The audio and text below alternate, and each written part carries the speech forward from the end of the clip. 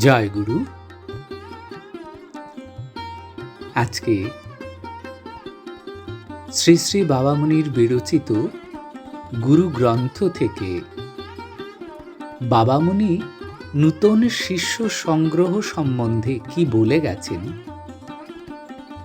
তা পাঠ করে শোনাতে যাচ্ছি। শ্রী শ্রী বাবামুনি বলেছিলেন, আমি কাউকে নিজে ডেকে শিষ্য করতে চাই না। তোমরা যারা আমার কাছে দীক্ষিত হয়েছ বা দীক্ষা নিয়েছ, প্রত্যেকেই স্ব ইচ্ছায় আমার কাছে এসেছ। সেই সম্বন্ধে শ্রী শ্রী বাবামুনি কি বলেছেন তাই আজকের বিষয়। শিষ্য সংগ্রহের চেষ্টা নিষ্প্রয়োজন। একজন প্রশ্ন করিলেন, আমি আপনার গুণে মুগ্ধ, কিন্তু আমার পক্ষে আপনার শিষ্যত্ব গ্রহণ নানা কারণে সম্ভব নহে। কিছু দূরবর্তী কোনো গ্রামে আপনার শিষ্য থাকিলেও সম্ভবত এখানে একজনও নাই। আমি যদি আপনার 2-4 জন শিষ্য সংগ্রহ করিবার জন্য এখানে আমার সাত্ত্বিক সামর্থ্যকে প্রয়োগ করি, তাহা হইলে তাহাতে আপনার আপত্তি আছে কি? শ্রী শ্রী বাবামুনি উত্তরে বলিলেন, নিশ্চয়ই আছে। শিষ্য দিয়া আমার কোন প্রয়োজন? লোকেরা দলে দলে শিষ্য হইতে আসে, তাহাদের বুঝাইয়া সুজাইয়া ঠেকাইতে পারি না, তাই বাধ্য হইয়া দীক্ষা দেই।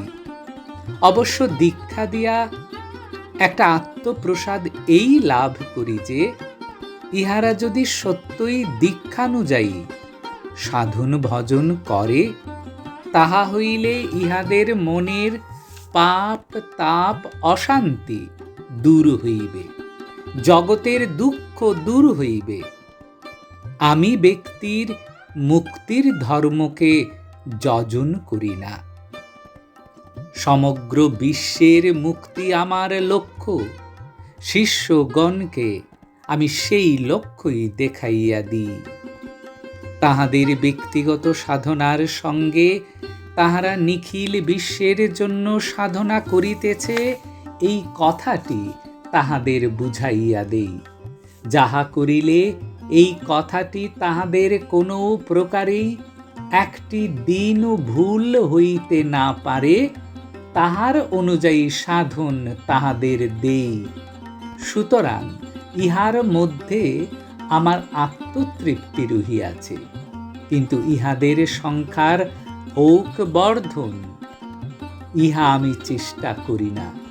দীক্ষাদান কালে আমি ইহাদের এই কথাটি বলিতে প্রায় ভুলি না যে, ইহাদের প্রয়োজন হইতেছে একাগ্র মনে সাধনে বল সঞ্চয়। দল বাড়াইবার বুদ্ধিতে যেন ইহারা কোনো কাজ না করে। ইহাদের বলিয়া দেই, অন্যত্র কেহ অন্য পথে দীক্ষা লইলে মনে করিবে, তোমারই একজন গুরু ভাই বাড়িল, শত্রু বাড়ে নাই। সুতরাং তোমাকে এখানে আমার শিষ্য সংগ্রহ করিবার জন্য কোনো পরিশ্রম করিতে হইবে না। পাপীর দীক্ষা। আত্মসংশোধনের শক্তি পাবে বলেই তো দীক্ষা দেওয়া। পাপীকে আমি উপেক্ষা করি কি করে? দীক্ষার শক্তিতে লাম্পট্য ছাড়ে, পানাসক্ত মদ্যপান ত্যাগ করে, চিরনিন্দুক পরনিন্দা পরিহার করে। এরূপ বহু দৃষ্টান্ত আছে। পাপীকে আমি ঘৃণা করব না। সকলকে জয়গুরু জানিয়ে আজকের পাঠ এখানেই শেষ করলাম। আবার আগামীতে কথা হবে। জয়গুরু।